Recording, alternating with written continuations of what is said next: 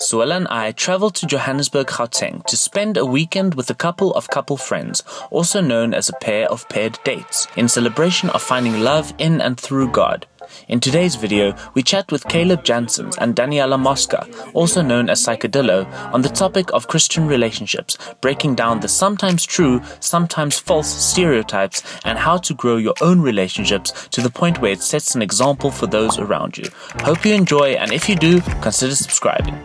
So here we are with another SunnyBunch video, and today we're going to talk about Christian couple stereotypes. We've got another humble Christian couple over here, Caleb and Danny, who are good friends of ours, who recently got engaged. Cue applaud, fake applaud sound. So yeah, congratulations to them. But without beating around the bush, we're basically just going to either deny or confirm Christian couple stereotypes to see if they're accurate, not accurate, or a little bit of gray area. So let's start with that. Subscribe to their YouTube channels. You have to tell people at the beginning, otherwise it won't. Subscribe to SunnyBunch if you want more content just like this. And subscribe to Psycadillo and Cale Janssens. Exactly. Whatever feeling you want to convey, subscribe to convey it. You know, that's how YouTube's designed. So the first stereotype, and we're going to start with a very simple and easy one, is Christian couples kiss for the first time when getting married. Full disclosure, Suella and I made out on the first date. So We made out straight away. This is not us saying make out with everyone, but all I'm saying is I don't think you should be that strict about that. Within seeing each other in person for the first hour, we were kissing already. Because we made long distance. We made long distance, so we spoke for a long time. Yeah. It wasn't like, hey. But yeah, same with Suella and I, because Suella was wearing a pink lipstick. So when we were done, I had like this. And I had to go to my parents afterwards. I rushed to the bathroom through a whole mall, Menlyn. And I've just got this red. I look like the Joker. And I'm just hoping.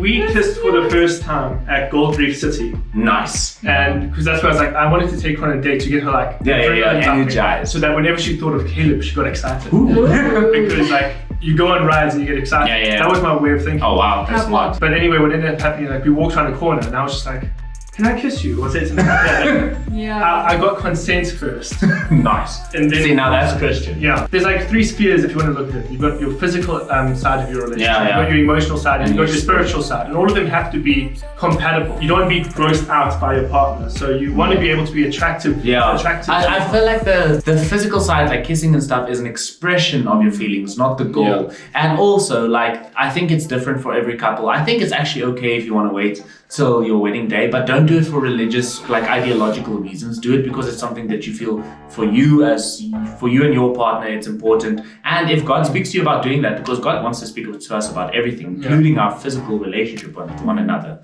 And that's when you need to be open to it. There are Christians that's done that. We're not those Christians. At the end of the day, a big one, and it's going to feed into every single discussion. Being a Christian is a relationship. It's ultimately between you and God, and there's decisions that you make between yourself and between God. So the way Danny and I handle our relationships, as much as we get along and we agree on a lot of things, our relationship is completely different to your guys' by design. And so it's ultimately the relationship you have with God will dictate a lot of the things that you do in your relationship and in your personal. But okay, cool. So the second one is Christians won't marry non-Christians. I will not be able to marry somebody that does not have the same belief as me. We need to be on the same page in every aspect of our relationship. Obviously, there are going to be certain things that, different opinions, but those are those things. But with beliefs, it's something that has to be ingrained and you have to live by.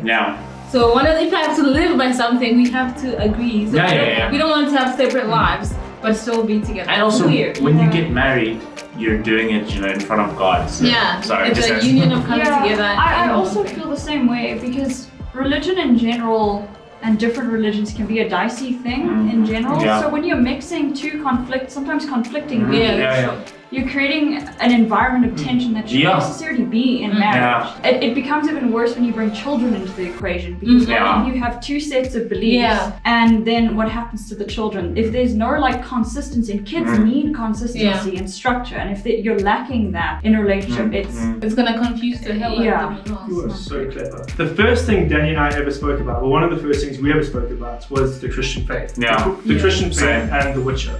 And ultimately, like how they are hand in hand. And us talking about Jesus and talking about Christ is a big part of what made me ultimately fall in love with Danny and decide this is the person I'm going to pursue. Jesus is one of my biggest passions. The Christian faith is my biggest passion. If Danny can't get excited about my passions, I'm going to have a passionless relationship. As iron sharpens iron, so a believer can sharpen a believer, and so a non-believer can sharpen a non-believer. Christian couples always date with the intention of marriage. Yes. Pretty accurate. I didn't start dating and I said, this should lead to marriage. I was looking for the woman who I intend to marry. So it wasn't even dating with the intention of marriage. It was searching with the intention of marriage. And there's a beautiful thing handling a relationship in the way of kind of preparing it for marriage. Even if you don't get married to that person. Because as Christians, I'm not telling you you have to marry the first person you date. I'm all for dating with the intention of marriage. Yeah, because when we met, how we met was that I prayed that, can I meet as the person I'm gonna marry? So it's like, can you just give it to me now so I don't have to so I don't have to search, go there, in and out with other, just let me just get him so I can be and do what you will or whatever. So I think it's that. It's like I wanted somebody where it's real. And it's not just a fling. It's not just let me figure it out or testing the waters or things like that. It was just like I wanted somebody I could have a real genuine relationship with. Because we spoke about relationships and marriage very early on, actually. Within the first, you're not going to date someone hoping, okay, cool, this is just for making out. We'll probably break up down the line. That's it. No, we'll see. We'll take it slow. For me, I've always dated with the intention of marriage because dating in a way is the trial run with that person until you take it to engagement, and then it becomes like super real. And then so you need to actually, can I grow with this person? Can I continue to be with this person? If not, then there's no point of being in a relationship if there's no goals. It's just aimless. I've heard people say you need to date as many people as you can now. So then you won't have to cheat or get divorced later. No, there's people who will actively tell you, oh, this is your first relationship. No, man, have fun. That's bullshit. I completely disagree with that because I think that ultimately breeds infidelity. It breeds the idea of you have access to more than one. And at the end of the day, like, when we both say I do and we made that commitment to one another, there's a flood of intimacy on every level. So like even with past girlfriends, there were things that they would, even like the way I would specifically talk to them about specific topics, I knew, look, we're dating. But we are not married. Don't cross this line. The final stereotype that we'll be talking about is Christian couples get engaged almost instantly. After 2 months. I know a lot of Christians that have this, but for us, it took us 2 years to get engaged. We got engaged after just about a year of actually dating. But we did long distance the whole relationship. And then when I finally was able to end the long distance, I came up and we spent the December holidays together. And after just that 1 month, I decided, awesome, well, she's definitely the girl I'm going to marry. And I bought her the ring, and then it took me about a month to come up with the perfect engagement plan. And it was a good one. We'll link the thing in the description. But we did also have that 9 months of long distance. And it was hard long distance. It was long, lots of pressure, and both of us went through like really dark. Probably the toughest parts of our lives, honestly. And so I knew this as a person that can stick with me through the toughest of tough times.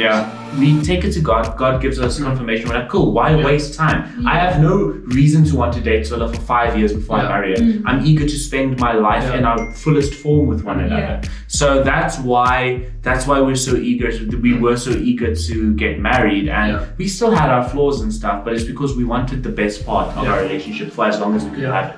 You cannot lose your identity in your partner. Oh no. As much as I love Danny, I'm passionate about Danny, and I'll push her. I'm still Caleb. My identity is not Danny's boyfriend. I'm still Cale Janssens, and I've got my own call upon my life that God has given me. God has given me my own dreams and desires. And I just have to say, like, to all Christian couples, remember to put God first. God has to be an ultimate relationship. Again, I just told you how much I love this amazing woman, but God is still my priority. It's God and then Danny, and I think everyone has to understand that. So I mean, there's some stuff that's important to look at, but I really want to start understanding the different experiences of different Christian couples, because it's important that we start sharing each other stories and getting together and really setting examples. And I really think Caleb and Danny are setting awesome examples for what a Christian couple should look like, and we're trying our best to do the same. And the goal isn't to be a perfect couple. The goal is to just express God's love by how we love each other. And I hope that's something we were able to do at least a little bit today. But let us know. Now I'm going to have to say all the things that they want me to say. Let us know what you think in the comments down below. Yeah, let's give this video a like. Let's hear your story as well. I'm just going to cut them off because I hate that.